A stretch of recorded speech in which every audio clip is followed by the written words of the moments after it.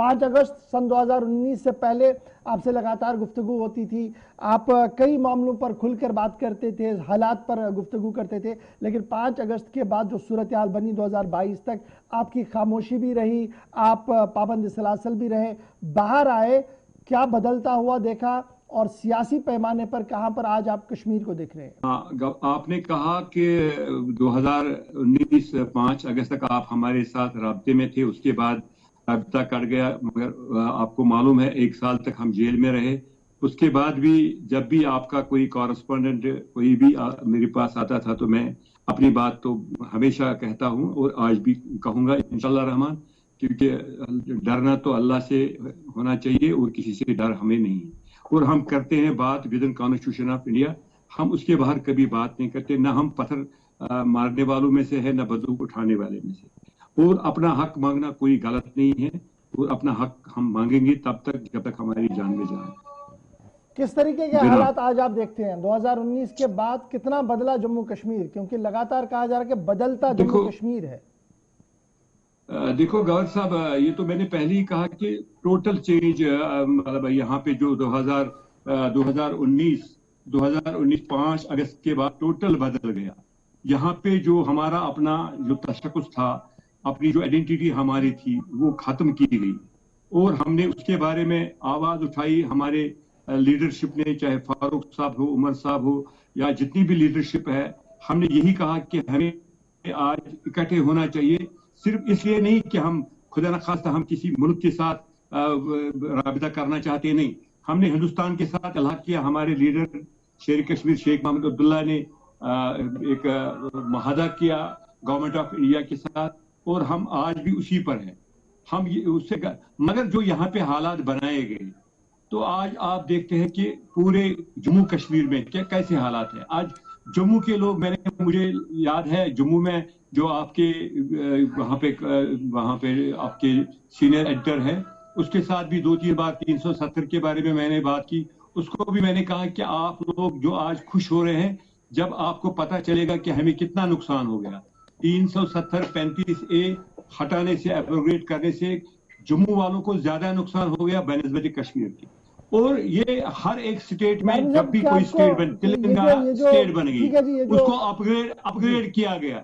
पहले वो एक ही स्टेट थी तेलंगाना, उसके साथ क्या कहते हैं आंध्र के साथ, फिर उसको या यूपी उत्तराखंड, तो उसको अपग्रेड किया गया स्टेट, यहाँ पे डिग्रेड किया गया, यहाँ पे यूटी बनाया गया। अच्छा, ये भी तो यही तो इल्जाम है, कह रहे हैं कि जनाब नेशनल कॉन्फ्रेंस 50 साल तक हुकूमत में रही, डायरेक्टली इनडायरेक्टली, लेकिन 370 के दिफा के लिए मुकम्मल तौर पर नाकाम रही, और जब जब दिफा का मौका था तब उन्होंने सरेंडर कर लिया।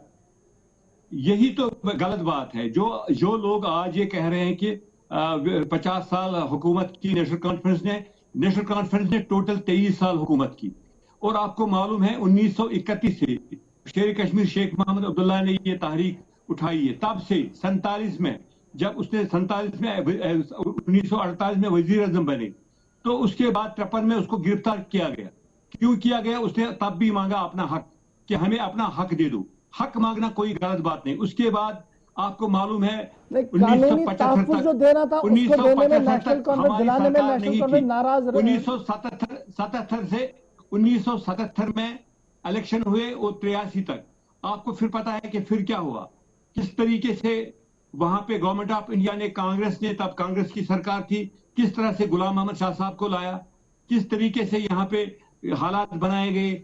और हमें वहां पे जो हम मांगना चाहते थे, वो हमें अपना हक मांगने के लिए कहीं ना कहीं पे अपने लोगों ने हमें नुकसान किया।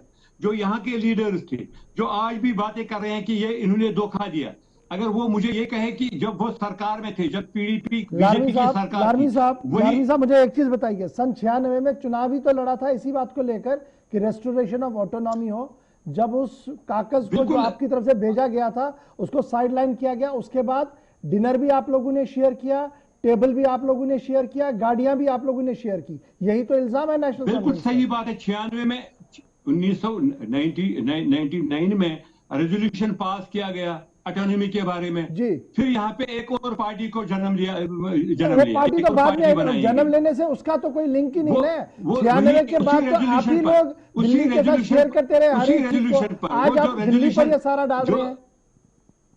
हम दिल्ली पर इतना नहीं जितने हम अपने लोगों पे, जिन लोगों ने कल ही कहा, मैंने खुद सुना, जिन लोगों ने कल कहा कि इनकी हुकूमत थी, इन्होंने वहां पे, अगर वो भी कल मिनिस्ट्री में थे, वही दो लीडरान, मैं नाम नहीं लेना चाहता हूं क्योंकि नाम लेने से उनका कद बढ़ जाता है, उतना कद उनको नहीं है, क्योंकि जो आज जलसे जुलूस होते हैं ना, ये कभी वोट में ट्रांसफर नहीं होता है। बख्शी साहब का दौर भी हमने देखा और आज का दौर भी देखा। यहाँ पे वो वोट जो है ना, वो जो लोग जलसों में जाते हैं, वो कभी ट्रांसफर वोट में नहीं होता है। अभी आने वाले टाइम में जब भी इलेक्शन होगा, डीडीसी का इलेक्शन सबके मतलब नजरों में है, अभी 1-2 साल हो गए, तो अब आने वाला जब भी इलेक्शन होगा, चाहे इस साल होगा, 2023 में होगा या जब भी होगा, फिर देखा जाएगा। लारमी साहब, क्या नेशनल कॉन्फ्रेंस कभी पब्लिक अपॉलॉजी के लिए आएगी अवाम के सामने कि हाँ माजी में भी गलतियां हुई है और आज भी कोई स्ट्रेटजी नहीं है? वो तो उमर साहब ने on the floor of house कहा, उमर साहब ने on the floor of house कहा कि अगर हमसे कोई गलती हम तो उसके लिए अगर वाला और होली में दो अलग अलग बातें हैं जी। उन्होंने कहा कि अगर हमसे गलती हुई है, अगर यानी अभी भी आपको डाउट है कि नेशनल कॉन्फ्रेंस से गलतियां नहीं हुई हैं? नहीं, देखो मैं कह रहा हूं कि उमर साहब ने on the floor of house कहा कि जहां पे हमारी पार्टी से, हमारी लीडरशिप से या किसी से गलती, हम उसके लिए माफी मांगते हैं। उसने तो on the floor of house कहा। अच्छा, वो ऐसी बात नहीं है कि नहीं कहा। क्या किया बाद में? देखो, उसको ठीक करने के लिए तो यहाँ पे मैं कह रहा हूं आपको जनाब कि यहाँ पे अपनों ने, जहां पे इसमें ये शहर बहुत अच्छा बैठा, हमको तो अपनों ने लूटा, गैरों में कहां दम था, किश्ती हमारी डुबाई गई वहां पे जहां पानी कम था। तो हमें अपने लोगों ने दो आज भी तो आप उन्हीं लोगों के साथ है जिन पर आपका इल्जाम है। एक मिनट लालमी साहब, आज जिस इत्तेहाद को लेकर बड़े बड़े दावे पेश किए जाते हैं, लालमी साहब बस एक मिनट सुन लीजिएगा, लालमी साहब एक मिनट सुन लीजिएगा। आज जिस इत्तेहाद को लेकर यह दावा पेश किया जा रहा है कि एंटायर जम्मू कश्मीर की सियासत, यह इत्तेहाद पलटेगा, पीएचडी, उसमें भी तो वही जमात है जिसको लेकर अभी आप सवाल खड़े कर रहे हैं। देखो, वो तो आप उसी गलती में फारूक साहब ने सबको दावत दी। उसने कहा कि आज हमें जम्मू कश्मीर की जितनी भी पार्टीज हैं, जितनी भी यहाँ पे जमातें हैं, उनको इकट्ठे होना चाहिए अपना हक मांगने के लिए।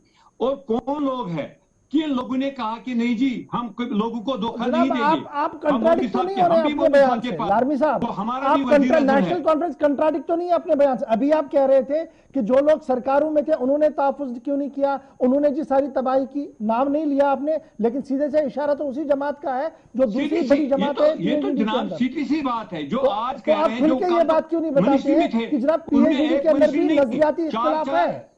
4 मंत्रालय उन्होंने वहां पे बताइए ना कि पीएचडी के अंदर भी नजरियाती इख्तिलाफ है। वही कह रहे हैं कि वहां पे जो हुआ वो गलत हुआ। अगर वो गलत हुआ तब उन्होंने रिजाइन क्यों नहीं किया?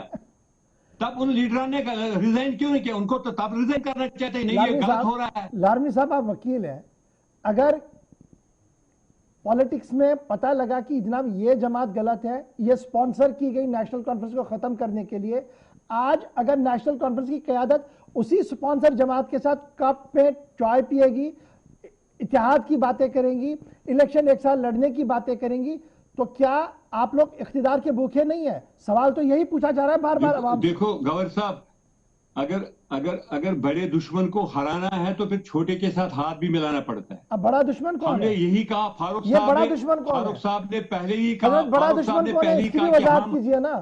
ये तो पता लग गया छोटा दुश्मन पीडीपी है जिसके साथ आप जा रहे हैं, ये बड़े दुश्मन की भी वजाहत कीजिए।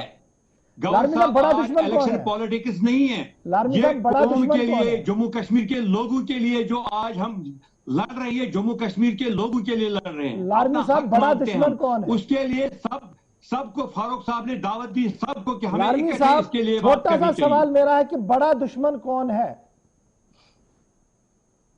गवर्नमेंट ऑफ इंडिया, सीधी सी बात है, जिन्होंने यहाँ पे एब्रोगेशन ऑफ आर्टिकल 370 और 35A किया। ये कब आपको एहसास हुआ? कॉन्स्टिट्यूशन में है। अगर हम हिंदुस्तान का आईन मानते हैं, हम हिंदुस्तान के कॉन्स्टिट्यूशन को सलाम करते हैं, सैल्यूट करते हैं, तो इंडियन कॉन्स्टिट्यूशन में ही वो दर्ज था। तो ये बात आप डरते क्यों बोलने से? बीजेपी गवर्नमेंट दिल्ली के अंदर है, हमारी सबसे बड़ी लड़ाई बीजेपी से है, इसमें आप सॉफ्ट कॉर्नर क्यों ले रहे हैं कि सरकार है जो कि वहां पे? अगर कांग्रेस ने किया, हमने उनकी भी बात बताई। कांग्रेस ने तो उधर 1984 में यहाँ पे यूपीए टॉपल की फारूक साहब की गवर्नमेंट, हमने तब उनके साथ भी लड़ा। जो आज सरकार में है वो तो बीजेपी है, हमने कांग्रेस के साथ भी लड़ा। यानी बड़ा दुश्मन नेशनल कॉन्फ्रेंस के लिए बीजेपी है। अभी तो बीजेपी सरकार में है। ये कब आपको एहसास हुआ? कांग्रेस नेशनल कॉन्फ्रेंस को इस चीज का एहसास कब हुआ? किस चीज का? कि सबसे बड़ा दुश्मन जी बीजेपी है नेशनल कॉन्फ्रेंस के लिए। सबसे बड़ा दुश्मन वही होता है जो मरकज में सरकार में है। तो पहले हम बता रहे कांग्रेस इस थी चीज का एहसास कब हुआ 1984 में, नेशनल जब उन्होंने फारूक साहब की सरकार को टॉपल किया, तब कांग्रेस थी। तो उसके बाद इंदिरा गांधी वजीर आजम थी, और आज नरेंद्र मोदी साहब जो आज वजीर आजम है। कुदरती बात है, लड़ाई उसी के साथ होती है जो पावर में होता है। तो अगर मिलेगा तो उन्हीं से मिलेगा, अगर लड़ाई भी करनी है तो उन्हीं से करनी। ठीक है जी, स्ट्रेटजी क्या है जी? बस यही अपना हक हम मांगते हैं। वो तो सुप्रीम कोर्ट में अभी तो है, कुदरती बात तो है। हमने कहां सुप्रीम से कोर्ट मांगते हैं आप में, ये? अगर वो सुप्रीम कोर्ट के अंदर तो मांगते कहां से आप?